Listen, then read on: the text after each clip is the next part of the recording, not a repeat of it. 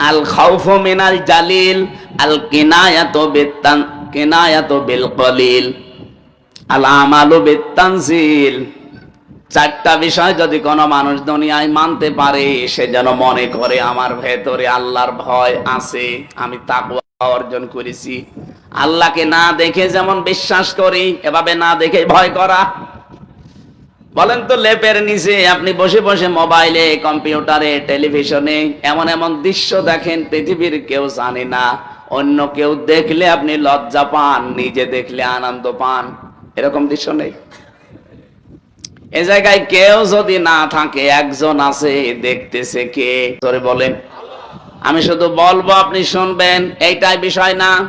আমি নিজে যেন আজকে থেকে এর উপরে চলতে পারি, আপনারাও চালাতে পারি, সেই তৌফিক আল্লাহ দান করেন। কেউ দেখে না, একজন দেখতেছে। ওনাকে যেমন না দেখে আমি বিশ্বাস করি, না দেখে ওইভাবে ভয়ও করি। টেলিভিশন হোক, মোবাইল হোক, কম্পিউটার হোক, ল্যাপটপ হোক, যেটা বাইরে দেখা যায় যাচ্ছে, ওইটা টেলিভিশনের পর্দায় দেখা যায় যাচ্ছে। যেটা বাইরে দেখা যায় নেই, যেটা টিভির পর্দায়, মোবাইলের পর্দায়ও দেখা যায় নেই। এটা মাসলা। কথা বুঝেছেন? একটা মেয়ে লোকের সর্বোচ্চ পর্দা হচ্ছে আজিমাত। হাত মোজা, পা মোজা দিয়ে মাথার চুল থেকে পায়ের তালু পর্যন্ত পোড়াটা ঢেকে রাখবে। এমনকি চোখের ওপরও হিসাব টেনে দেবে একটা কালো হালকা কাপড়। এটার নাম আজিমাত। এটা যদি কেউ করে চলতে পারে, ও সোনায় সোহাগা। তো মেয়েদের জন্য রুখসাত আছে, ছাড় আছে। সব জায়গা তো আর এরকম আপনি চলতে পারবেন না। এজন্য কিছু কিছু জায়গায় ছাড় আছে মেয়েদের জন্য। এই হাতের কবজি, পায়ের পাতা আর মুখমণ্ডল, এই তিনটা জায়গা বাদ দিয়ে যদি প্রয়োজন হয়, আপনি পুরো শরীর ঢেকে বাইরে যেতে পারবেন। আলেমদের এখানে মতামত আছে দুইটা। ওই আগে যেটা বললাম, ওইটাই আপনি যদি মেনে চলতে পারেন, তাহলে সর্বোত্তম। ইমাম আবু হানিফা রহমতুল্লাহ আলাইহির মত হচ্ছে, একটা মেয়ে লোকের সতর বা পর্দা ফরজ যতটুকু, মুখমণ্ডল, হাতের কবজি, পায়ের পাতা বাদ দিয়ে পুরা শরীর আপনি ঢেকে রাখবেন। আর একটা পুরুষ মানুষের সতর কি? নাভি থেকে শুরু করে হাঁটু পর্যন্ত ঢেকে রাখাই লাগবে, যদি কাপড় থাকে। কাপড় না থাকলে আপনি উলঙ্গ হয়েও থাকতে পারেন। এখান থেকে আরেকটা মাসলা বের হয়, যারা গোসল করতে যান, বিশেষ করে আটক জায়গা, আপনি কাপড় চোপড় খুইলেও গোসল করতে পারেন, জায়েজ আছে। কথা বুঝতেছেন? তাই বলে আপনি এই নদীতে আবার সব খুলে নেবেন না।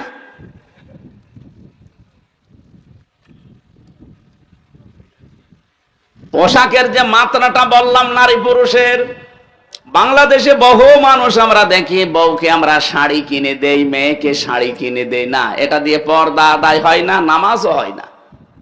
কারণ নামাজ পড়তে গিয়ে যদি আপনার মাথা থেকে রুকু সেজদা দেওয়ার সময় শাড়ির আঁচল পড়ে যায়, চুল যদি বের হয়ে যায়, আপনার নামাজ ভেঙে যাবে, শেষ। এই জন্য এই মাসলাটা খেয়াল রাখবেন। আমার মনে হয় প্রতিটি মেয়ে লোকের সালোয়ার কামিজ এই পোশাকটাই অভ্যস্ত হওয়া দরকার। 350, 400, 500 টাকা হলে জিনিসও হয়ে যাবে, পর্দা আদায় হবে, নামাজও হবে, খরচও বাঁচবে। ওই 3000, 4000 টাকা দিয়ে শাড়ি ও ছাতা না কিনলেও আমার মনে হয় এখন ভালো আপনারা এইটা কিনে দেবেন। আমি মদিনার মিউজিয়ামে গিয়েছিলাম, হযরতে ফাতেমাতুজ জোহরার পোশাক আমি দেখে এসেছি। ওটা ওনার পোশাক কিনা আমি জানি না, কিন্তু লেখা আছে হাজিহি লিবাসুন লিবাসাতুন ফাতিমাতুজ জোহরা রাদিয়াল্লাহু তাআলা আনহা। এটা ফাতেমাতুজ জোহরার পোশাক। এ পর্যন্ত হাতা দেওয়া আছে, পা পর্যন্ত লম্বা। মেয়েরা এরকম পোশাক বানায়, আমার মনে হয় পড়লে আপনার সব কিছুই ওকে থাকবে। হঠাৎ করে কোনো পুরুষের সামনে পড়ে গেলে আপনার ফরজ বিধান পর্দা লঙ্ঘন হবে না। আমার কথা বোঝা গেছে নাকি বলেন? আমার শাড়ির এই কালচারটা বাদ দিয়ে এই পোশাকটাই অভ্যস্ত হবেন মেয়েরা। আমি যে কথা বলতে চাচ্ছি, কোরআনের আমল করা, এটার নাম তাকওয়া। সুতরাং আজকে থেকে আপনি কাজ কারবার করলেই দেখবেন এটা কোরআন কেন্দ্রিক হয় কিনা। যদি দেখেন না কোরআনে নিয়ম নীতি নেই, দেখবেন কোরআনের ব্যাখ্যা হাদিস কোনো কিছু পাওয়া যায় কিনা। এখন যদি বলেন এত কিছু করতে হলে তোমার আলেম হওয়া লাগবে, কে বলেছে আপনাকে? ইসলামের মৌলিক কয়েকটা নীতি, খুব বেশি না। আপনি একাধারে প্রতিদিন আধা ঘন্টা করে সময় দিয়ে যদি 1-2 মাস একটু দেখেন, আপনি ইসলাম মানতে পারবেন। অন্তত ফরজ বিধানগুলো কারো কাছে জিজ্ঞাসা করা লাগবে না। হ্যাঁ, আপনি যদি একেবারে কোরআন বুঝে একেবারে সেই আল্লামা সাঈদীর মতো পড়তে চান, তাহলে তো 10-12 বছর সময় এমনি দেওয়া লাগবে। অখল না সাতক্ষীরা বাসে একটু খেয়াল করেন, আমি যে কথা বলতে চাই, আল্লাহর হাত থেকে যদি আমরা পুরস্কার নিতে চাই, আমল করা লাগবে বাবা যেটা দিয়েছে ওইটা, না কোরআনের। আমান হাকামা বিহি আদালা, যারা কোরআন দিয়ে বিচার করে তারা ন্যায় বিচার করতে পারে। 54 বছর বলেন তো কোরআনের বিচার একটাও হয়েছে? ন্যায় বিচার পাবেন কি করে? ন্যায় বিচার যে ছিল না এর প্রমাণ তো আমি নিজে। 3টা বছর ওরা বিনা কারণে আমাকে আটক করেছে এবং যত কষ্ট দিয়েছে আমার সহ্যের বাইরে চলে গেছে। 3 বছর একাধারে একটা ঘরের ভেতরে, তাও ফাঁসির কন্ডেম সেলের ভেতরে, যেখানে মার্ডার মামলার আসামিদের রাখা হয়। বড় বড় খনি সন্ত্রাসী যাদের কোনোদিন আর বের হওয়ার সম্ভাবনা নেই, তাদেরকে রেখে দেয়। অথচ আমারে রেখে দিয়েছে ওই জায়গায়। আরে ভাই, রেখে দিলি দে, অন্তত যোগাযোগ করতে দিবি না বাড়িতে? 3 বছর ওরা আমার বাড়িতে কে আছে না আছে আমি জানতামই না। বের হয়ে শুনলাম আমার দাদা মরে গেছে, আমার নানি মারা গেছে, আমার এক চাচাতো ভাই মরে গেছে, কিছুই জানতাম না। কি কষ্ট পেয়েছিলাম 3 বছর। আপনি নিজের জায়গায় একটু দাঁড় করান তো, একটু খোলামেলা দিলেও তো হয়। জেলখানা তো বড় জায়গা। আমি যে গাজীপুরের কাশিমপুরে ছিলাম, ওটা প্রায় একটা গ্রামের মতো। এদিক ওদিকে মিলায় প্রায় 2.5 কিলো 3 কিলোমিটার। একটা গ্রাম এত বড় হয়?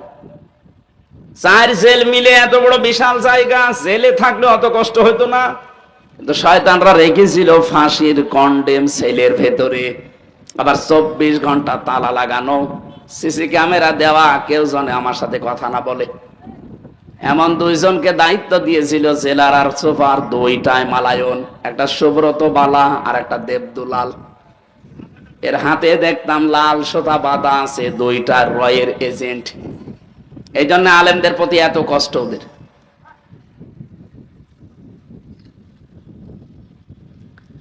আমার সাতক্ষীরা বাসী, আমি আমার ইমান থেকে বলছি, বাংলাদেশের 64 জেলার ভেতরে মন থেকে ইমানের কারণে আপনারা যেহেতু কষ্ট পেয়েছিলেন বেশি, এই জন্য একটু ভালোবাসা আপনার প্রতি এমনি বেশি। অন্য জেলায় গেলে মায়াটা আসে না, কারণ ওরা এত কষ্ট দিনের জন্য, ইসলামের জন্য পায়নি। এ জেলার মানুষ যত কষ্ট সহ্য করেছে 15 বছর, চিন্তা করতে পারেন। একটা মানুষের বাড়ি বুলডোজার দিয়ে মাটির সাথে মিশিয়ে দিয়েছে বিনা কারণে। এ জেলায় না এটা?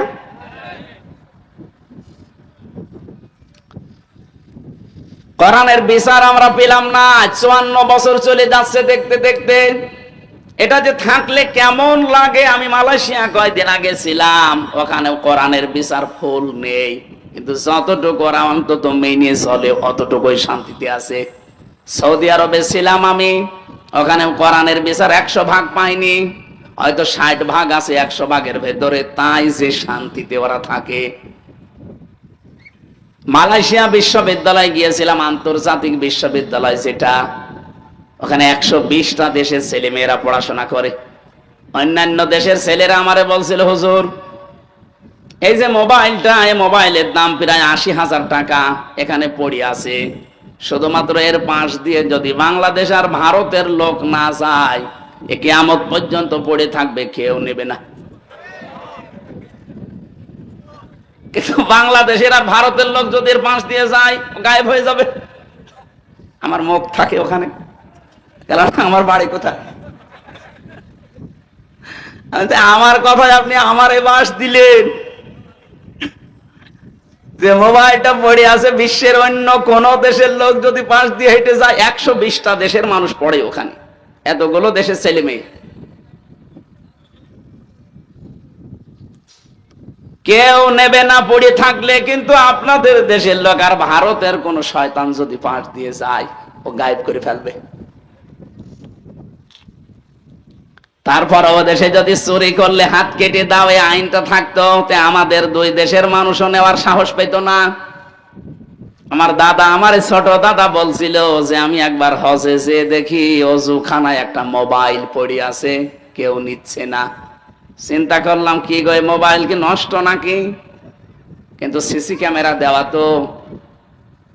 মনে মনে ভয়, যদি হাত দেয় আর ধরা পড়ে যায়, দেশে গেলে মানুষ বলবে হাজী সাহেব চোর, কারণ হাত কেটে দেবে। কি করি, কেউ তো নেয় না, সব চলে যায় আশপাশ দিয়ে। এদিক ওদিকে তাকিয়ে দেখলাম এখন আর কেউ ভেতরে নেই, আস্তে করে তুলে নিলাম। হারানো জিনিস ওই মসজিদ নববীর সামনে একটা ঘর আছে, ওখানে জমা দেয়, ওখানে জমা দিলাম। ওনারে জিজ্ঞাসা করলাম, ভাই এই মোবাইলটার দাম কেমন হবে? ওনার ভাষা দিয়ে আমারে জিজ্ঞাসা করছে, ইয়া হাজিউল হুজ্জাত আয়না বিলাদুকা, হাজি দেশ কোথায়? জি তুমি বাংলাদেশ। বাংলাদেশ থেকে এসেছি। উনি ওনার ভাষা দিয়ে বলছে, হাজি যে মোবাইলটা পেয়েছেন, এই মোবাইলটা বাংলাদেশের টাকার মান অনুযায়ী ৭২,০০০ টাকা, তাও ১৬ সালে। এখন তো আরো বেড়ে গেছে, ওটা লাখ পার হয়ে যাবে। ৭২,০০০ টাকার মোবাইল ওই সময় পড়ে আছে, কেউ নিচ্ছে না। এদেশে থাকবে? ৭২ পয়সা রেখে দেন তো, থাকে কিনা? যে কথা তুলেছিলাম এইটাই বলার জন্যে, কোরআনের বিচার যদি আমরা সত্যি পেয়ে যেতাম এই দেশে, ৭২,০০০ টাকার মোবাইল না, ৭২ কোটি টাকা পড়ে থাকলেও কিয়ামত পর্যন্ত ওখানেই থাকতো। এরকম একটা বিষয় আল্লাহর নবী বানিয়েছিলেন সমাজ ব্যবস্থা এই কোরআন দিয়ে, সেটা এখনো আছে আমাদের কাছে। কিন্তু আজ পর্যন্ত কোরআনের বিচার কি একটাও আমরা পাইনি। আরো দু একটা যেগুলো আছে হালকা পাতলা, ওইগুলো তুলে দেওয়ার জন্য আন্তর্জাতিক ভাবে কিছু ষড়যন্ত্র চলছে। এই যে নারী কমিশন যাদেরকে বসিয়েছে, আপনি কি মনে করছেন এদের পেছনে কেউ নেই? অনেক আগে বয়াল আছে। আন্তর্জাতিক ভাবে এরা চক্রান্ত করে আগস্টের 5 তারিখের পর থেকে চেষ্টা চালাচ্ছে। ওদের ৩১৮ পৃষ্ঠা পড়ার রিপোর্ট আমি পড়ে দেখেছি এই কয়দিনে। ওরাটা পড়ে দেখলাম কোরআনের 10টা আয়াতকে ওরা মানে না। কোরআনের একটা অক্ষর না মানলে যেখানে ঈমান থাকে না, কাফের হয়ে যায়। আর সেখানে 10টা আয়াত অলরেডি অস্বীকার করেছে। এই যে পারিবারিক জীবনে আমরা জমি জায়গা ভাগ করি, এক ছেলে যা পাবে 2 মেয়ে তাই পাবে, এই নিয়মটা কার? আরো জোরে বলেন। যদিও সাতক্ষীরায় অনেক এমন ভালো মানুষ আছে যারা এই নিয়ম মানে না। ছেলের নামে সব লিখে দেয় আর মেয়ের মাথায় হাত দিয়ে বলে, মা তোর জন্য দোয়া করে দিলাম। একটা টাটকা নির্ভেজাল শয়তান। তুই দোয়া তো করবে, ওরে ফাঁকি দিলি কেন? 16 সালে আমার সাথে হজে গিয়েছিল ফরিদপুরের একজন। ও যাবার সময় আমারে গল্প করছে, আমার পাশে বিমানের সিট পড়েছে, বলছে হুজুর কাজ একটা করে এসেছি। কি? জমি জায়গা দোকান পাট যা ছিল সব ছেলের নামে লিখে দিয়েছে। আসার সময় 2টা মেয়ে ছিল, ওদের মাথায় হাত দিয়ে বললাম কাবা শরীফে যাচ্ছি, দোয়া করে দেব। আপনার হজ বাংলাদেশে যাওয়া দূরের কথা, জেদ্দার বিমানবন্দরও পার হবে না। আপনি কিসের দোয়া করতে এসেছেন এখানে? আপনার নিজের গোনায় তো মাফ হবে না। আপনি শরীক ফাঁকি দিয়েছেন। কান খাড়া করে শোনেন, কান সাতক্ষীরাবাসী যারা শরীক ফাঁকি দেন, বোনের জমি, ভাইয়ের জমি, মেয়ের জমি, জনগণের কোন সম্পদ যদি শরীক কেউ ফাঁকি দেন, 2টা সমস্যায় আপনি পড়বেন। 1 নম্বরে যেদিন শরীক ফাঁকি দিয়েছেন, ওই দিন থেকে যতদিন বেঁচে আছেন যা ইবাদত বন্দেগী করবেন একটাও কবুল হবে না। এখানে যদি এরকম কেউ থাকেন যারা ভাইকে ফাঁকি দিয়ে জাল দলিল করে নিজের নামে লিখে নিয়েছেন, না মনে হয় এসব নেই? হ্যাঁ, যদি এরকম কেউ থাকেন আজকে যে ওটা ফেরত দেবেন। অনেকে মনে করে বোনেরটা ফাঁকি দিলে মনে হয় সমস্যা নেই, কারণ আমার আপন বোন, আরো ডবল গুনাহ হবে। একদিকে আপনি শরীর ফাঁকি দিলেন, আর একদিকে আত্মীয়তার সম্পর্ক সমস্যা করলেন।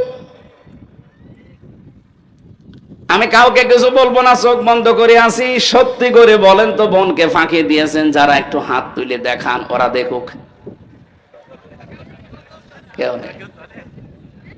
আমার মনে হয় এই এলাকায় ভাই কারি সাহেব, আপনার ওয়াজ দিয়া ঠিক হয়নি। এত সব আল্লাহর ওলি বসে আছে, কিসের ওয়াজ দিয়েছেন আপনি? এখানে গান দেবেন?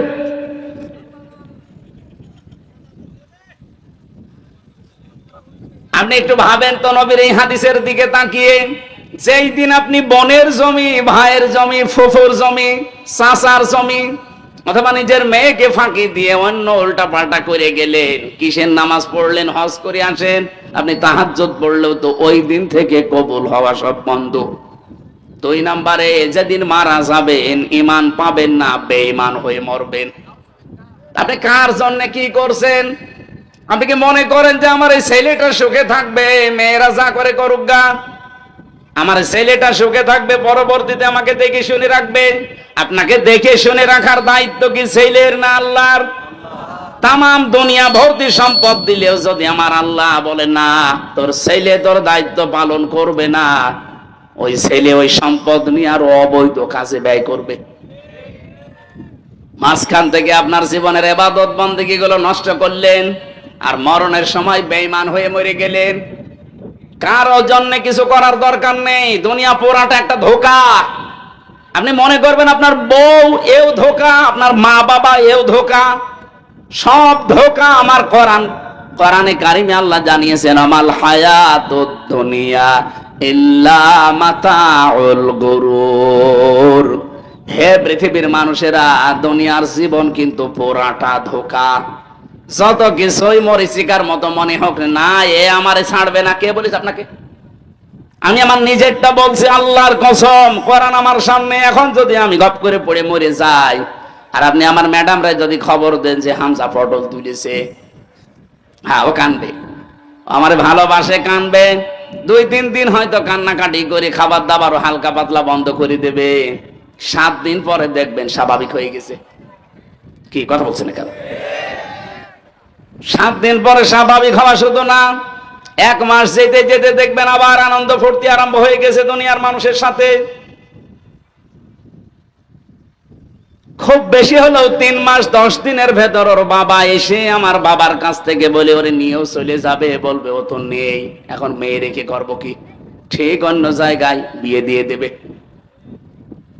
আমার কবরের মাটি এখনো শোকায়নি, ও মাত্র 7 দিন বিয়ের বয়স। দেখবেন ওর বাবাকে নিজেই বলবে, আব্বা, হামজা তো আর কি ছিল, এখন যেটা পেয়েছে এটা 100 গুণ ভালো। এটা বলবে, 100 ভাগ বলবে। আমি এই যে ক্যামেরার সামনে নিয়ে বলছি, বলবেও। শুধু আমারটাই বলবে, আপনাদেরটা বলবে না। ওই যে দাঁড়িয়ে আছে, একটু জিজ্ঞাসা করে আসেন তো, যান। এখন কি আপনি এখন মারা যান, আপনাকে যদি আমরা বলি যে ওই বউ যে খাটে থাকে, খাটের নিচে রেখে দেব কবর দিয়ে, কোন বউ আছে রাজি হবে ওই বউটা নিয়ে আসেন? জীবনেও রাজি হবে? বলবো না, রাতের বেলা জিন আসবে। এই হচ্ছে দুনিয়া।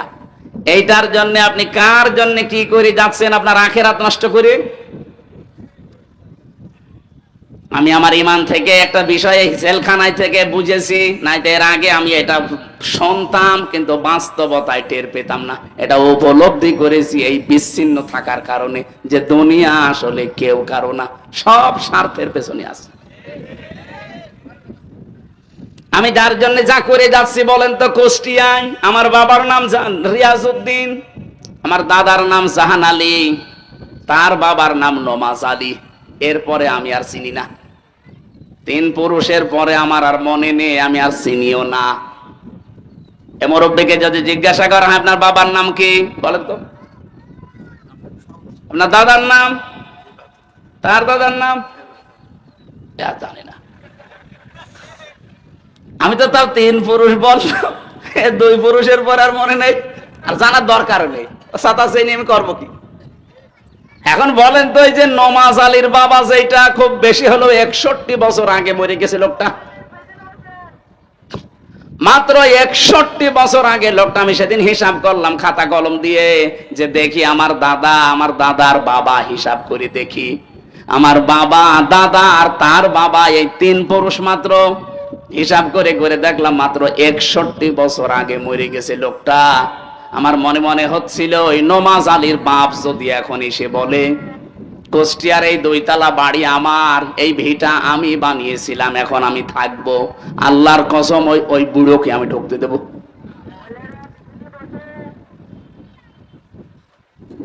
অথচ আসলে কিন্তু এই যে কুষ্টিয়ার যে বাড়িটা আমার, এটা ওই ওই ওই মুরব্বী বানিয়েছিল। এ বিশাল এলাকাগুলো সেই তৈরি করেছিল। মাত্র 60-61 বছর পরে আসলে তারে যদি আমি ঢুকতে না দেই, আমারও 50 বছর পরে যখন আমি মরে যাব, যদি দুনিয়ায় আমি আসি, আল্লাহর কসম আমার বাড়িতে এখন যারা আছে তা আমারও ঢুকতে দেবে না। এইটার নাম দুনিয়া। সম্মানিত মা বোনেরা, এটা সামনে রাখা লাগবে। তাহলে দুনিয়ার জীবনটা যদি আপনার কাছে সত্যিই মনে হয় যে এটা ধোঁকা, আপনি কাউকে ফাঁকি দিতে পারবেন না। যার যতটুকু হক আছে আপনি আরো দুনিয়ায় জীবিত থাকতে পঙ্খানো আদায় করে যাবেন।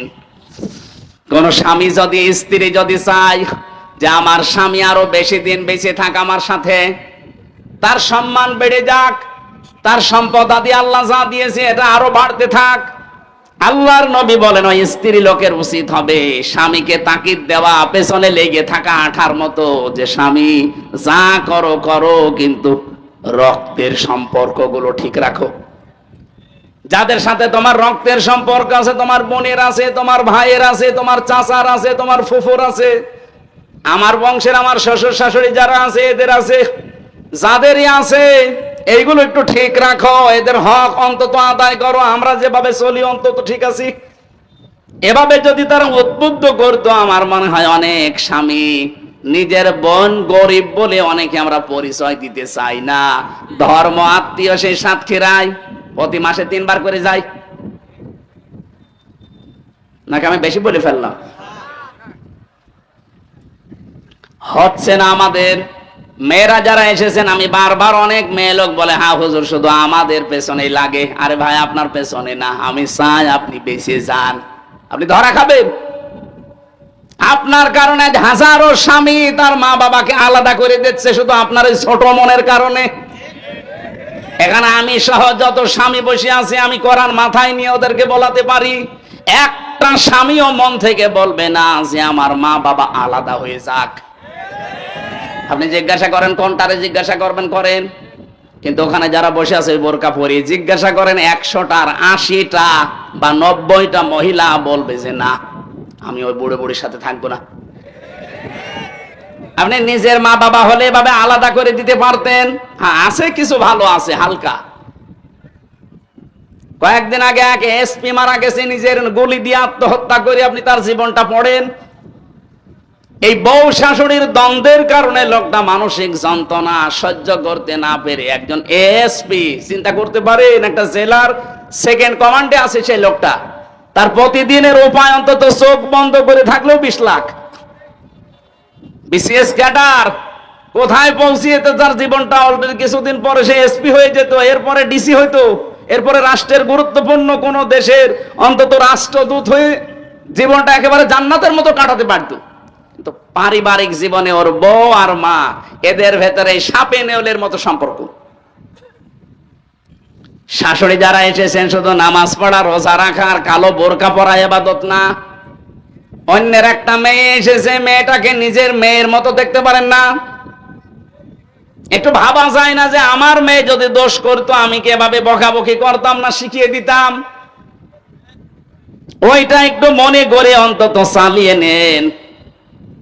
বৌমা যারা এসেছে এরা যদি মনে করতো এগুলো আমার মা বাবার মতোই, মা বাবা যদি আমার বেঁচে থাকতো তে আমার কাছে এইভাবেই থাকতো। আমি যতটুকু বুঝি ভাই, ইসলাম আর বাস্তবতা, আজ হাজার পরিবারে শুধু বউ আর শাশুড়ির ছোট মনের কারণে আমরা মানসিক রোগী হয়ে যাচ্ছি। এখানে এরকম রোগী আছেন? কারা হাত তোলেন তো?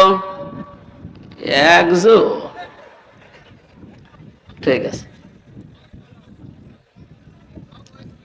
মা বোনদেরকে বলবো, নামাজ যেভাবে গুরুত্ব দিয়ে পড়েন, রোজা যেভাবে গুরুত্ব দিয়ে রাখেন, পরিবারটা এইভাবে একটু গুরুত্ব দিয়ে রাখেন, দেখবেন পরিবারে আমার আল্লাহ একটা অনির্বচন সুখ দান করবেন। কোরআনের বিচার ব্যবস্থার কথা বলছিলাম, এটা নেই, এই জন্য আমরা আজ অবিচারে আছি। সত্যি যদি এটা আমরা আজ দেখতে পেতাম, কোরআনের বিচার থাকলে আপনি মিনি জান্নাতে বাস করতেন। এইটাই আমরা সামনে কায়েম করতে চাচ্ছি, কিন্তু ষড়যন্ত্র যেহেতু হচ্ছে, আমাদের এই জন্য ঐক্যবদ্ধ থাকা লাগবে। আরে ভাই, কোন আদর্শ মানেন, কোন দল করেন, শব্দ দেখলেন 54 বছরে কি পেয়েছেন আপনি? আপনার বাবা কি পেয়েছে? মরে তো কব্বরে চলে গেছে সে। এখন আপনাকে কিছু পাওয়া লাগবে দুনিয়ার আখেরাত মিলে। আপনার কপালে যেটা লেখা আছে এটা তো মাস্ট বি আপনি পাবেনই, তার চাইতে বেশিও পাবেন না, কম পাবেন না। মাঝখান থেকে আপনার আখেরাতটা নষ্ট করেন না, তৈরি করে যান। কোরআনে নামাজের কথা যেহেতু 82 বার আছে, রোজার কথা 1 বার আছে, যাকাতের কথা 82 বার আছে, হজের কথা 1 বার আছে, আর কোরআন দিয়েই পরিবার, সমাজ, রাষ্ট্র চালানো লাগবে, এটা আছে 918 জায়গায়। কোরআনে কারিমে কোরবানির কথা আছে কয়বার? বলেন বলেন।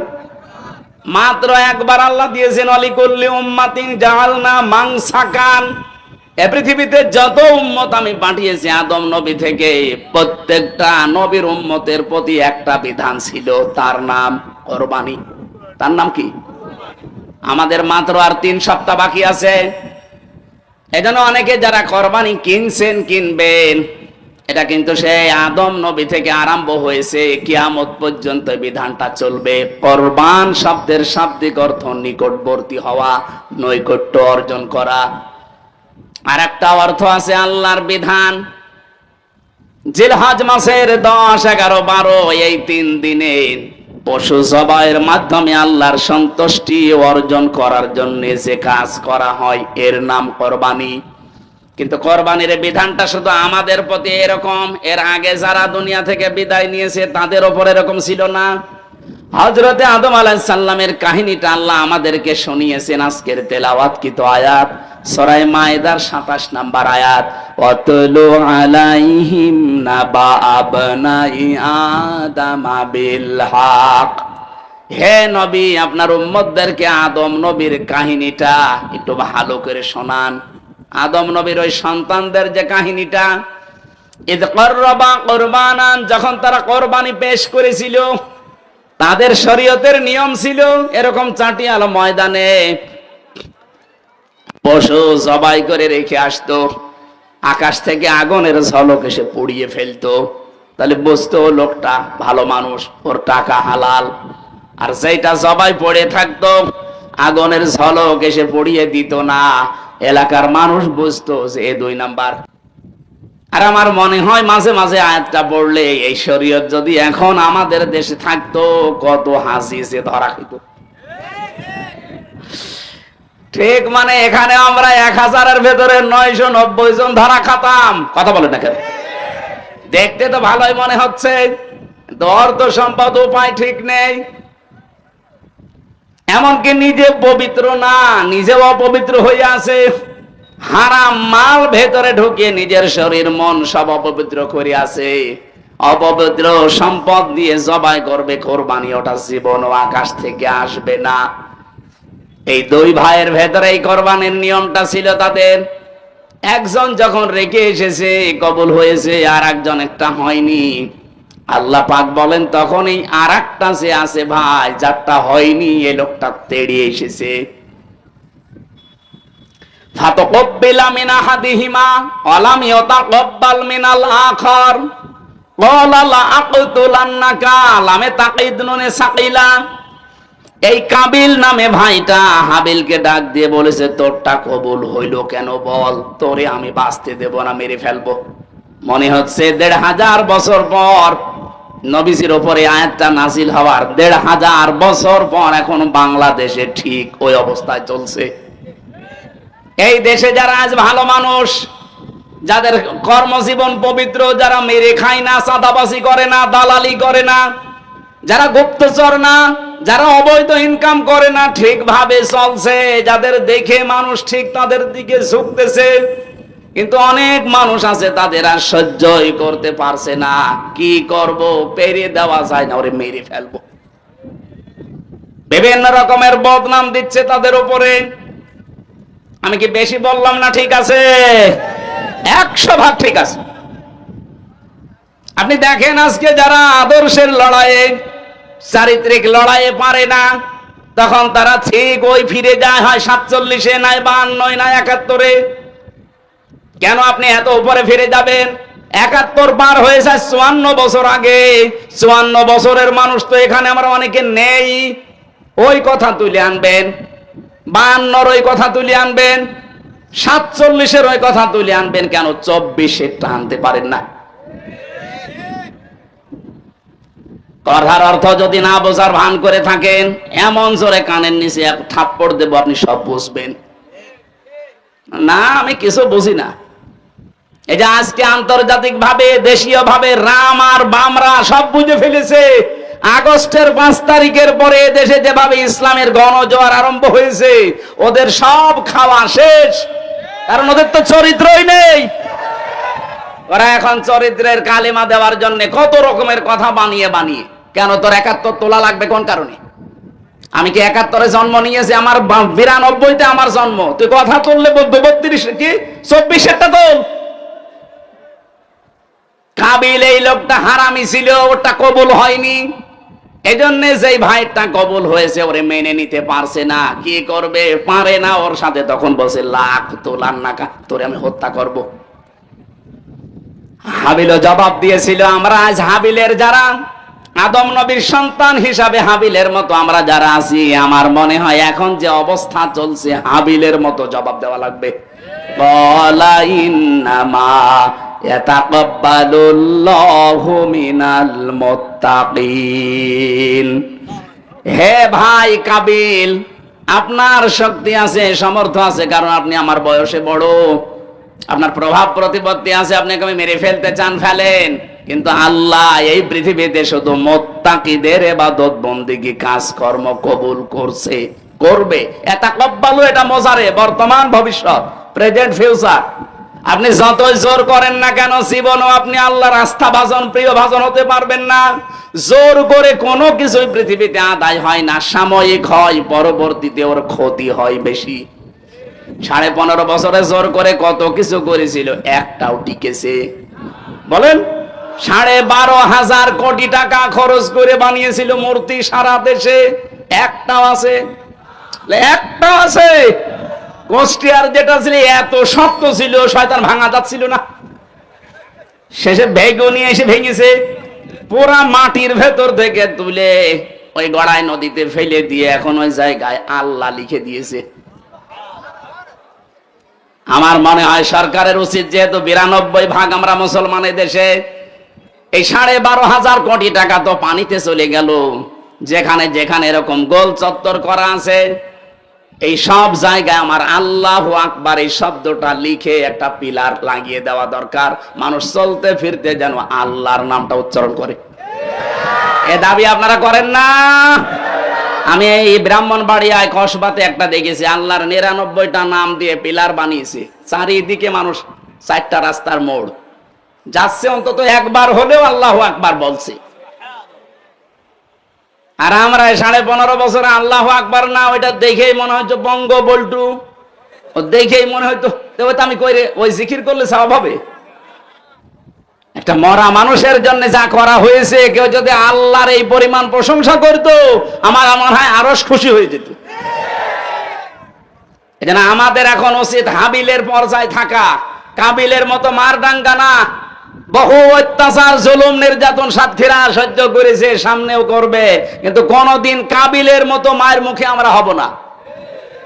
এগুলোর জন্য আজ যারা উল্টা পাল্টা দোষ দিচ্ছেন আমাদের প্রতি, আমারে যদি এখন বলে যে এইটাও রাজাকার ছিল, তো শয়তান হাসবে না? এর বয়স হচ্ছে 33 বছর, এর বাবা ওই সময় কেবল হয়েছে। যেহেতু দেশি এবং আন্তর্জাতিক ভাবে চেষ্টা চলছে এই দেশে যেন ইসলামের উত্থান হতে না পারে, এই 54 বছরে একটা ট্যাগ লাগিয়েছিল ইসলামের প্রতি যে আমরা নাকি টেররিস্ট, আমরা নাকি সন্ত্রাসী, আমরা নাকি জঙ্গি। এটা আজ মিথ্যা প্রমাণ হয়েছে, কারণ এই 9 মাস 7 দিন হয়ে গেল বাংলাদেশে আজ পর্যন্ত একটা জঙ্গি ধরা পড়েছে। আসলে জঙ্গি নেই তো ধরা পড়বে কি করে? জঙ্গি বোঝেন আপনি? জঙ্গি বুঝলে সিরিয়ায় যাওয়া লাগবে, জঙ্গি ঠিক করতে পাকিস্তানে যাওয়া লাগবে। আপনি কোথায় পেয়েছেন আন্দাজে জঙ্গি? 3 বছর তো আমি জেলে ওদের সাথে ছিলাম, জঙ্গি বলে ওরা কিছু না। আমার মতো সাধারণ মানুষ জঙ্গি মামলা লাগিয়ে দিয়েছে। ওর ভেতরে একজন পেয়েছিলাম, তার নাম আব্দুল মতিন, 17 বছর জেলে আছে। ও হচ্ছে আল্লাহর দলের প্রধান সারা বাংলাদেশের। ওনারে বললাম, ভাই আপনি আল্লাহর দলের সভাপতি, সেক্রেটারি কে? বলছে আমার ছেলে। ও আপনি সভাপতি, আপনার ছেলে সেক্রেটারি, আর বাংলাদেশে কেউ নেই। এই হচ্ছে জঙ্গি। কারণ এগুলো বসে বসে লিখতে হয় হাসি হাসি না, অত হাসি বলাও নিষেধ। আর এটা মন্তস্থ করতো এই দেশের গোয়েন্দা বিভাগের কিছু আছে। এই ভারতের 5টা গোলাম ছিল আর আমেরিকার গোলাম ছিল, এরা আমি নিজে তো দেখেছি রিমান্ডে। এই শয়তানরা নিজেরা বলছে আপনার কোনো দোষ নেই। তা দোষ নেই তো আমার উপর এত অত্যাচার কেন? একজনকে টাইট দেব, আরো 100টা মোল্লা টাইট হবে। মানে এমন কষ্ট দেব যেন আপনারে দেখে অন্তত আরো 100 মোল্লা টাইট হয়ে যায়। এই ছিল ওদের মিশন। তাছাড়া আমারে বাড়ি থেকে নিয়ে গেল কুষ্টিয়ার গ্রামের বাড়ি হালসা থেকে, আর পরের দিন পেপারে দিল, কে দিয়েছে, যে কুষ্টিয়ার চোরহাঁস থেকে ওনাকে আমরা গোপন আস্তানা থেকে নিয়ে এসেছি। পুরাটা ডাহা মিথ্যা কথা। নেলো বাড়ির 2 তলা থেকে নিয়ে গেল, আর লেখছে কোন জায়গায়, কুষ্টিয়ার চোরহাট থেকে। এভাবে প্রত্যেকে যত মানুষ আমি ভেতরে পেয়েছিলাম, কত মানুষ 3 বছর 5 বছর 7 বছর পড়ে আছে কেউ জানি না। ওই ডিবি অফিসে কাউন্টার টেরিজমে মাটির নিচে পড়ে আছে। চেহারা দেখলে ভয়ঙ্কর, ভয় লাগে মাঝে মাঝে। এত বড় বড় নখ হয়ে গেছে। 4 মাস 5 মাস পরে একবার নখ কাটতে দেয়। চুল দাড়ি গোপ, মনে হচ্ছে ওরে বাবা জঙ্গল থেকে আসতেছে। কেউ জানে না। সিলেটের একজনকে পেয়েছিলাম, আমার পাশের ছেলে ছিল, যে ভাই কয় বছর আছে? বলছে আমি জানি না। তার মানে কমপক্ষে 7-8 বছর পড়ে আছে। ওর চুল দাড়ি নখ মখ দেখলে ভয় লাগতো। অথচ পাশের ছেলে তো খালি মাঝখানে একটা দেওয়াল, এই কোলে তো এই যে লোহার ব্যারিকেড দেওয়া। কথা বললে শুনতে পেতাম, মাঝে মাঝে সামনে নিয়ে আসতো, দেখা হতো। এই মাটির নিচে কোনো আওয়াজ নেই, দিন কখন হয় রাত কখন হয় জানতাম না। এই শয়তানরা এই কাজগুলো করে এই দেশটাকে আজ 54 বছর এই প্রতিবেশী নামে কলঙ্ক, এই পৃথিবীর নিকৃষ্ট জাতি, এই মুশরিক হিন্দু, এই নরেন্দ্র মোদীর যারা আছে, এই সবগুলো মানুষ নামে কলঙ্ক, জানোয়ার এগুলো। এই জানোয়ারদের কারণে এই দেশে ইসলাম যেন উঠতে না পারে, সেই কাজ ওরা করেছিল। আগে ধরেছিল আলেমদের। বাংলাদেশে আলেমরা জঙ্গি আজ 9 মাস 7 দিনে একটাও ধরা পড়লো না। কারণ জঙ্গির নাটকও পাঠাইতো লিখে লিখে, আর এগুলো মন্তস্থ করতো ওদের দিয়ে। ওরাও পালিয়েছে, ও পালিয়েছে। এখন জঙ্গি পাবেন কোথায়? মসজিদ গুলো একটার পর একটা ভাঙছে। আজ পর্যন্ত পৃথিবীর ইতিহাস আমরা পাইনি যে যত খারাপ হোক, যে আল্লাহর ঘর ভেঙে দিয়েছে। 1500 বছর আগে একবার ভাঙতে এসেছিল, নিচেই ভেঙে গেছে। আব্রাহা কাসফি মাকুল হয়ে গেছে। আর এই শয়তানরা কতগুলো, প্রায় 900 কতগুলো মসজিদ ভেঙেছে অলরেডি। আজকেও একটা ভেঙেছে। একটার পর একটা আল্লাহর ঘরগুলো ভাঙছে। আর পাকিস্তানে ওরা বলে জঙ্গি আছে, এই জন্য জঙ্গি ঘাটিতে বোমা মারলাম। তো জঙ্গি ঘাটিতে বোমা মারবি, তুই মসজিদ ভাঙলি কেন বলেন? মসজিদ ভেঙেছে, মাদ্রাসা ভেঙেছে, বাচ্চা মেরেছে, এর নাম জঙ্গি ঘাটিতে হামলা করা? পাকিস্তানও জবাব দিয়েছে ঠিক মতো, বুনিয়ান ও মারসুস দিয়ে। বাপ না, দোলা ভাই না, শেষ পর্যন্ত সৌদি আরবকে কল দিয়ে হয়নি, আমেরিকারে ধরেছে যে তাড়াতাড়ি থামান, এরা তো একেবারে আল্লাহর নামে লেগেছে, আমাদের একেবারে নির্বংশ করে ছাড়বে। বাংলাদেশের দিকে এখন টার্গেটটা, কারণ পাকিস্তানের এই যুদ্ধটা থামিয়েছে একটা উদ্দেশ্য নিয়ে। এরা এই যুদ্ধটা থামিয়ে এখন টার্গেটটা এদিকে দিয়েছে। কিছু দালাল আর কিছু গুপ্তচরকে এরা অলরেডি রেডি করে জাতির ভেতর এখন ফাটল ধরাতে চায়। এই মাহফুজ আলম একজন। আপনি বাস্তবতা বোঝেন না, ভেতরে খোঁজ খবর নিয়ে দেখেন, 2 দিন রিমান্ডে বাড়ি দেন, সব বলে দেবে। যেহেতু গভীর ষড়যন্ত্র চলছে, আমাদেরকে কাবিলের ভূমিকা পালন করলে হবে না, হাবিলেরটা ভূমিকা পালন করা লাগবে, নীরব। আরে ভাই, আপনারটা জীবনেও কবুল হবে না। আপনি যা আরম্ভ করেছেন, আজকে একজন আকিকার ছাগল, আমি আসার সময় দেখছিলাম না, আকিকার ছাগল কেনার জন্য বাজারে যাচ্ছে, 3-4 জন লোক তারে ধরে পিটিয়ে বসে, চাঁদা দেওয়া লাগবে এখান থেকে। একটা কথা হলো, এটা কে ফেরেশতারা করছে নাকি? সে যারাই করছে। তা আপনি এইরকম কাজ করে জীবনেও এই দেশের মানুষের কাছে আপনি মন পাবেন? এই লোকটার জীবনের দিকে তাকিয়ে বলেন তো, জীবনে কোনোদিন চাঁদাবাজি করেছে কিনা বলেন? চুরি করেছে কিনা? ডাকাতি করেছে? জেনা করেছে? আর আপনার জীবনে কি? তা আপনার মানুষ যে কাছে টানবে, টানবে কি দিয়ে? আপনার তো চরিত্রই নেই। এই জন্য আহ্বান জানাচ্ছি, হাবিলের মতো চরিত্রবান হন। কোরবানি দেবেন, সঙ্গে সঙ্গে আগুনের ঝলক এসে পুড়িয়ে ফেলবে, কবুল হবে। আর কাবিলের মতো এরকম ঔদ্ধত্য প্রকাশ করবেন, অহংকারী হবেন, উল্টা পাল্টা উপায় করবেন, 2 নাম্বারই, জীবনেও আপনি জনগণেরও মন পাবেন না, আল্লাহ তো পাবেনই না। আল্লাহ রাব্বুল আলামিন বলেন, কোরবানির এই ইতিহাসগুলো আপনার উম্মতদেরকে আপনি শোনাবেন, হাবিলের এই কথাগুলো, কারণ বছরে বছরে একবার করে আসে। যেহেতু আর 22 দিন আছে, আমাদের গুরুত্বপূর্ণ শিক্ষা দিতে আসতেছে। এই কোরবানির শিক্ষা যদি আপনি এবার না নিয়ে 22 দিন পরে যদি আপনি আবার ভুলে যান, এই দেশটা কিন্তু আর রাখতে পারবেন না। একবার একটু হাতছাড়া হয়ে 15.5 বছর চলে গেছে, এবার যদি হাতছাড়া হয়ে যায় 15.5 বছর না 32 বছর চলে যাবে। আশা করছি আপনারা বুঝেছেন, ইঙ্গিত দিয়েছি আমরা সব। এখন সব ভুলে একটু ধৈর্য ধারণ করে সামনের কিছুদিন আমরা চলা লাগবে। আন্তর্জাতিক ষড়যন্ত্রগুলো এখনো বন্ধ হয়নি, দেশীয় ষড়যন্ত্র চলছে। কোরবানি দেওয়ার মাধ্যমে আমরা আল্লাহর নৈকট্য অর্জন করতে চাই, আল্লাহ যেন তৌফিক দেন, আমিন।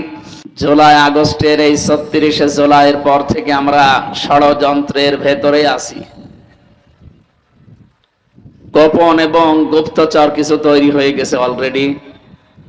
এদের কারণে আমরা আবার একটা হুমকির ভেতরে পড়তে যাচ্ছি। খুব সতর্ক থাকা লাগবে। আর এই জেলা তো আরো টার্গেট বেশি। সারা বাংলাদেশে বাতিলদের টার্গেটই, জালেমদের টার্গেটই ছিল সাতক্ষীরা আর চাঁপাইনবাবগঞ্জ। এই 2 জেলার উপর যা ওরা চালিয়েছে, আমার মনে হয় 54 বছরও এত অত্যাচার হয়নি। এই অত্যাচারের কারণে আল্লাহ রাব্বুল আলামিন যেদিন জান্নাত দেওয়া আরম্ভ করবে বাংলাদেশের 64 জেলার মানুষকে, এই জেলা দিয়ে আমার মনে হয় আরম্ভ হবে ইনশাআল্লাহ। এরপরেও নবীজির হাদিস হচ্ছে, ধনীদের চাইতে গরিব মানুষগুলো 500 বছর আগে জান্নাতে যাবে। আর বাংলাদেশের অন্যান্য জেলার চাইতে এই জেলা একটু গরিব। কি কথা বললেন না? গরিব গরিব বলতে কি সমস্যা?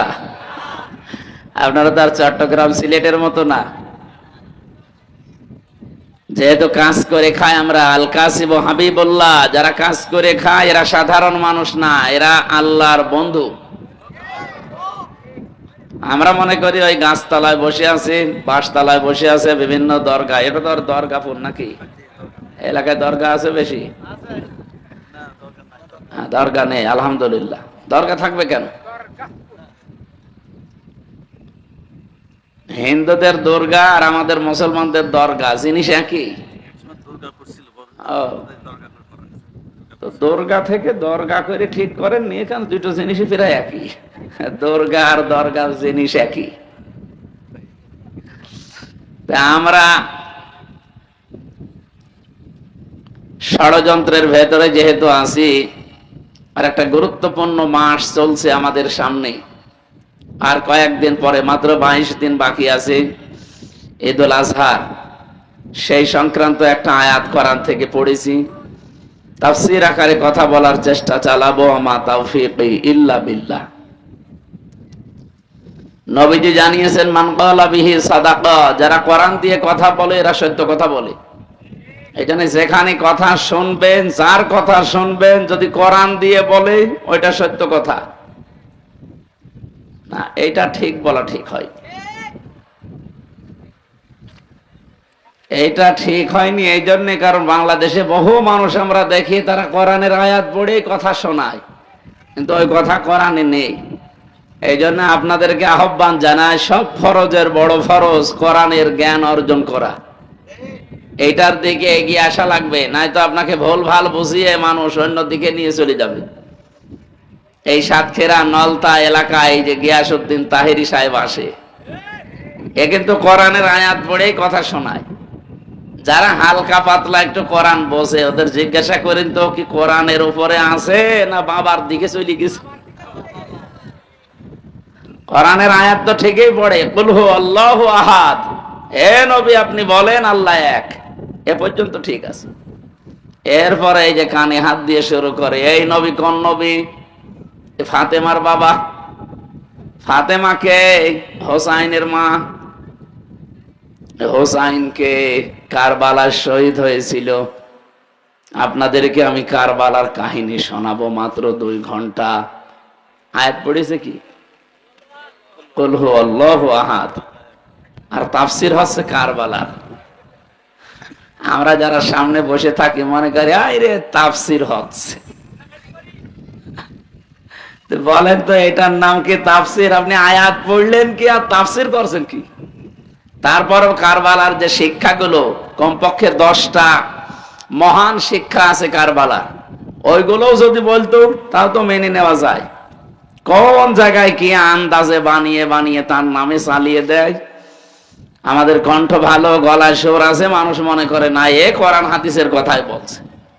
এই জন্য বাংলার মানুষকে আমরা বারবার জানাচ্ছি, এই দেশে কয়েক প্রকার কথা হয়, তার ভেতরে এই একটা, এটার নাম হচ্ছে আওয়াজ। এটা ওয়াজও না তাফসীরও না, এর নাম কি? আওয়াজ হয়। আমরা আওয়াজ দেব না ইনশাআল্লাহ।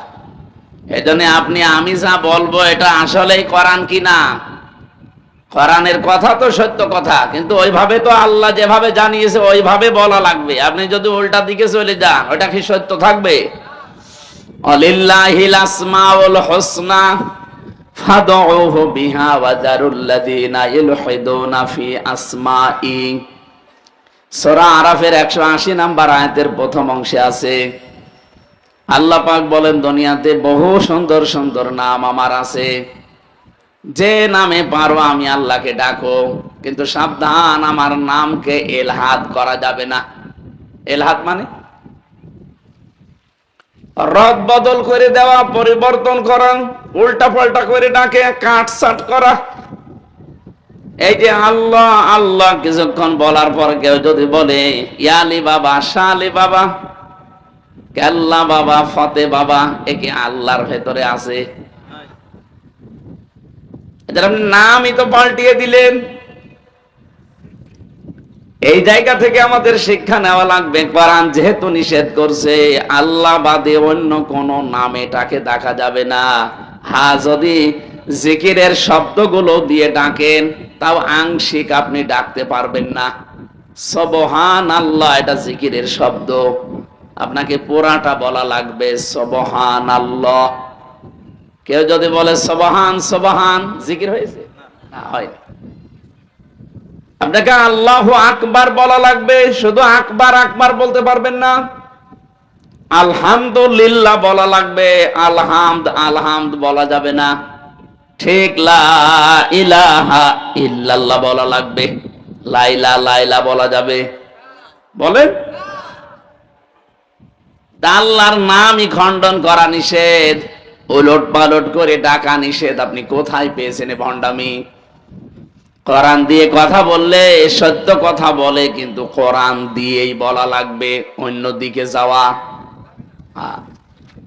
আমার আমিলা বিহি ওয়াজিরা, কোরআন দিয়ে যারা আমল করবে, কোরআনের উপরে যাদের কাজ থাকবে দুনিয়ার জীবনের। আমল মানে কি? কাজ। বলেন বলেন। কোরআন দিয়ে কেউ যদি কাজ করে, আমল করে, তার পুরস্কার আল্লাহ নিজের হাতে কিয়ামতে দান করবে। আপনি অন্যান্য কিতাব দেখে আলোচনা করলে, আমল কাজ করলে সওয়াব পাবেন না, বিষয়টা এমন না, পাবেন। তো ফেরেশতারা হয়তো কিয়ামতে আপনাকে পুরস্কার দিয়ে দেবে, নবীরা দেবে, রাসূলরা দেবে। কোরআনের আমল যদি দুনিয়ার কারো থাকে, ওর পুরস্কার কেউ দেবে না, আল্লাহ নিজের হাতে দেবে। ফ্যাক্টরির মালিক যদি বলে আজকে আর ম্যানেজার দেবে না, আজকের বেতন আমি নিজে দেব, কর্মচারীরা একটু বেশি খুশি হবে না? বলেন বলেন। সবাই জানে যে দায়িত্বে যিনি আছেন ম্যানেজার, তার তো একটা লিমিট আছে। মালিক তাকে 5 লাখ টাকা দিয়ে বলেছে এইটা বন্টন করবা, যার যা পাওনা। তো মালিক যখন নিজে দেবে তখন কতটুকু, এটার হিসাব কর্মচারী ম্যানেজার জানে। দুনিয়ার মালিকের প্রতি যদি এই হয় আমাদের আনন্দ বিশ্বাস, তাম পৃথিবীর সব কিছুর মালিক যিনি, উনি বলছেন আমি পুরস্কার দেব। কত দেব দুনিয়ার মানুষের ব্রেনে ধরবে না।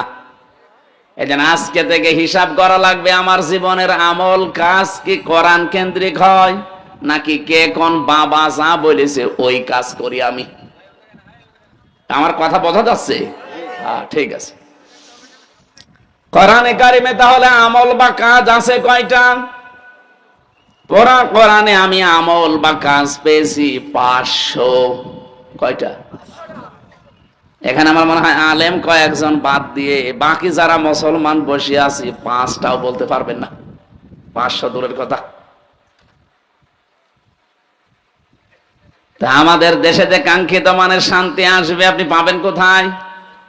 এই কোরআনে আল্লাহ 500টা আইন দিয়েছেন, আমল দিয়েছেন। এগুলো যখন ব্যক্তি থেকে একেবারে রাষ্ট্রীয় জীবন পর্যন্ত পুরাটা আপনি দেখতে পারবেন, তখন দেখবেন এই এলাকাটা, এই জনপদটা আল্লাহর মিনি জান্নাত হয়ে গেছে।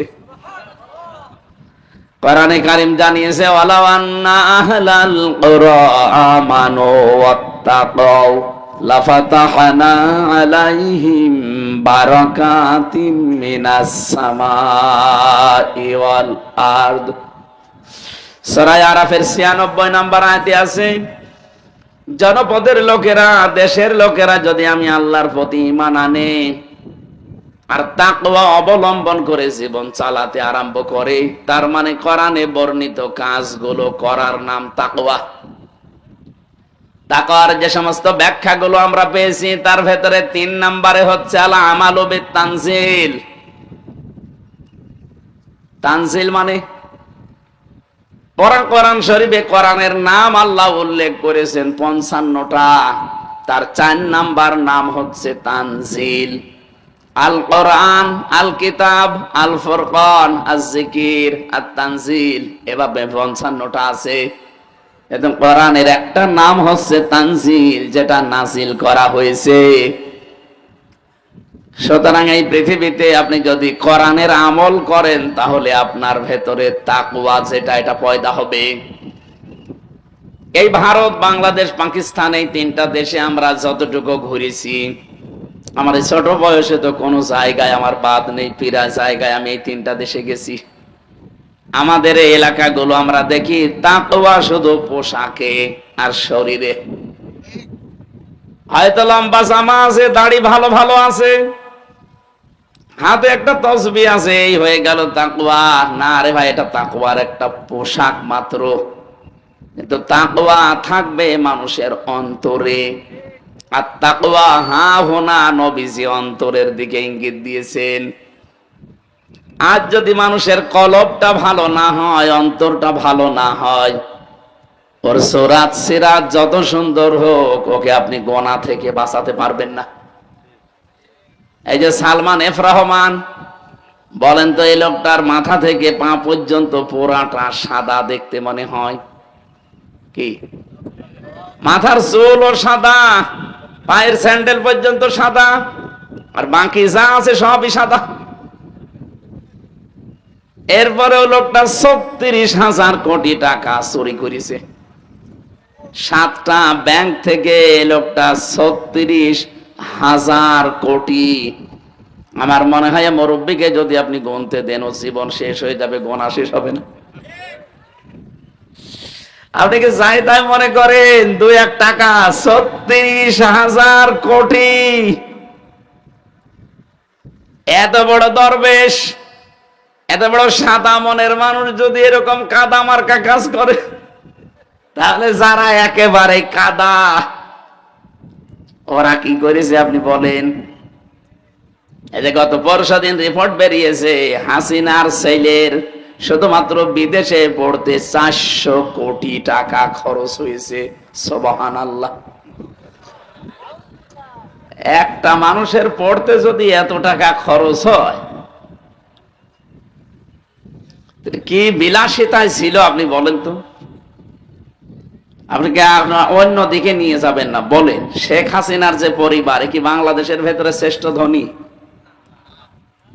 আমার বাবার মতোই। তার যদি এত টাকা খরচ হয় একটা ছেলের পেছনে, তারা আমরা যারা আছে আমরা কি এদেশের ভাড়াটিয়া নাকি? আমাদের ছেলে মেয়ের কোনো দাম নেই? কথা বললে কিছু মানুষ শুধু নিজের দিকে টেনে নেয়, মনে হয় যে ওরে বলছি, আমি আপনাকে বলছি না। একটা সাদা মানুষের পরিচয় দিলাম, বলেন এত ভালো মানুষ আমরা মনে করতাম, সেই লোকটার ওপরে সোরাত সিরাত ভালো ছিল কিন্তু অন্তর ভালো ছিল না। এত টাকা মানুষ চুরি করে, 2-1 টাকা 5 টাকা 10-20 হাজার হলে তো মেনে নেওয়া যায়। এখানে আজকে থেকে আমরা যদি কোরআনের আমল করতে পারি, কোরআন কেন্দ্রিক কাজ হয় আমাদের, এই পৃথিবীতে তাকওয়া কি সেটা আপনি নিজে নিজে অনুভব করবেন যে তাকওয়া আমার ভেতরে পয়দা হয়ে গেছে। তাকওয়ার যতগুলো মিনিং আছে তার ভেতরে অন্যতম হচ্ছে আল কিনায়াতু বিল কলিল। আপনি অল্পে তুষ্ট হয়ে যাবেন, বেশি পাওয়া লাগবে না আপনার, অল্প কিছু হলে আপনি তুষ্ট হয়ে যাবেন। এই যে জেলখানায় যারা আমরা 3 বছর কাটালাম, আমি আর কত মানুষ জেলের পরে জেল খাটতে আছে। জেলখানার সম্বল বাটি আর কম্বল, এই ছাড়া আর কিছু নেই। একটা বাটি দেয় আর কম্বল আছে, এছাড়া জেলখানায় আপনার নিজের বলতে আর কিচ্ছু নেই। মানুষের জীবন কাটছে না। আমার তো 3টা বছর মাত্র এই 2টা জিনিস দিয়ে কেটে গেল। একটা বাটি দিয়েছিল আর একটা কম্বল দিয়েছিল জেল থেকে। আর বাইরে থেকে যেহেতু আমাদের যোগাযোগ বিচ্ছিন্ন ছিল, সবকিছু খবরাখবর নিষেধ, তা আমার জীবন কাটেনি। 3 বছর কষ্ট হয়েছে কিন্তু চলে তো গেছে। ওই সময় থেকে আমি নিজেকে আস্তে আস্তে করে কন্ট্রোল প্রায় করে ফেলেছি যে দুনিয়ার জীবনটা এরকমই, অল্পে যে যত তুষ্ট হতে পারবে সে মানসিক ভাবে তত বেশি শান্তি পাবে। আজ হাজারো পরিবারে আমাদের শান্তি থাকে না। অনেক পরিবারে নিজের পুরুষ যারা আমরা আছি উচ্চবিলাসিতা, আর বউগুলো যেগুলো পেয়েছি ওগুলো একেবারে ঐশ্বরিয়া মার্কা। ওর স্বামীর ইনকাম প্রতি মাসে 15,000 টাকা, এমনও বউ আছে তার পেছনে খরচ করা লাগে প্রতি মাসে 14,000 টাকা। এরকম বউ দেশে নেই? আপনার তো থাকবে। আমার ভাইরা না, ও একটা দুঃখে পড়েছে বলে বলে ফেললো। এখানে হাজারো মানুষ আমরা এরকম আছি। সম্মানিত মা বোনেরা, আপনাকে আল্লাহ যে স্বামীর বাড়িতে দিয়েছে, ওর যতটুকু ইনকাম আছে ওইটার উপরে আপনার চাহিদাকে নিয়ন্ত্রণ করা লাগবে।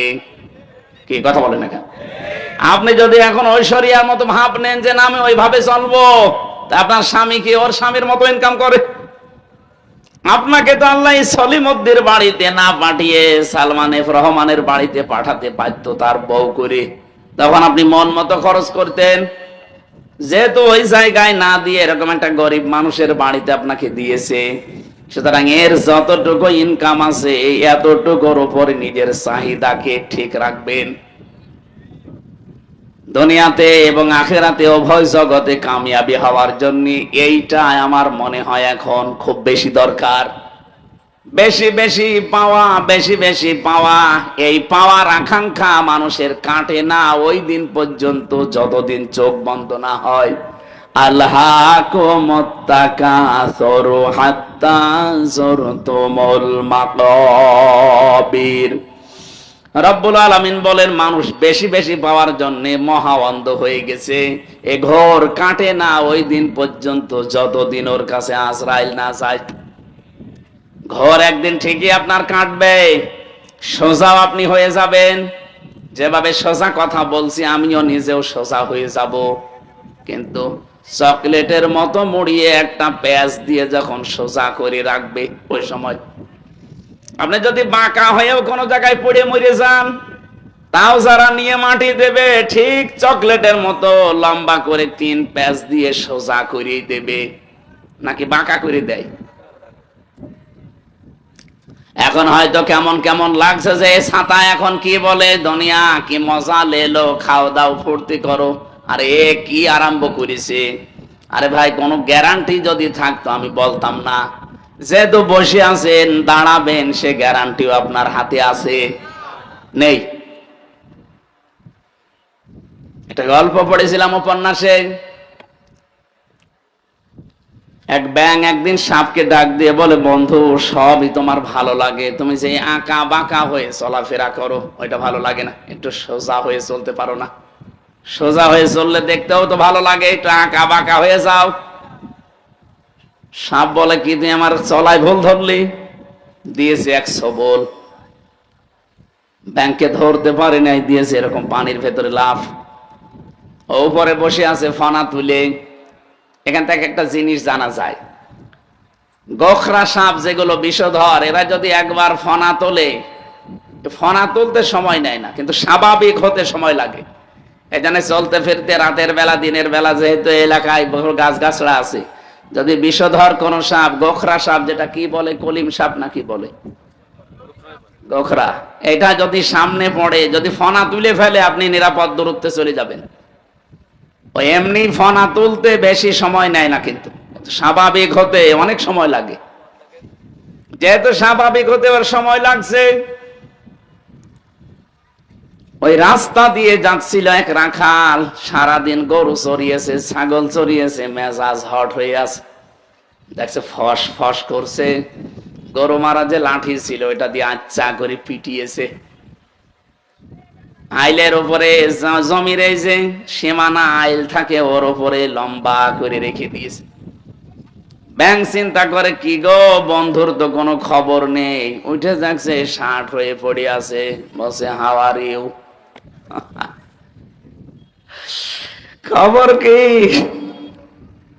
ডাক দিয়ে বলছে, বন্ধু আমি এইটাই চেয়েছিলাম যে আঁকা বাঁকা চলো না, সোজা চলো, দেখতে ভালো লাগবে। তুমি সোজা হইলে মরার পরে, এই সোজা যদি আগে হইতে এখন এভাবে পড়ে থাকা লাগতো না। আপনিও সোজা হবেন ঠিকই, এখনই চোখ বন্ধ হয়ে যাক, ঠিক সোজা হয়ে যাবেন।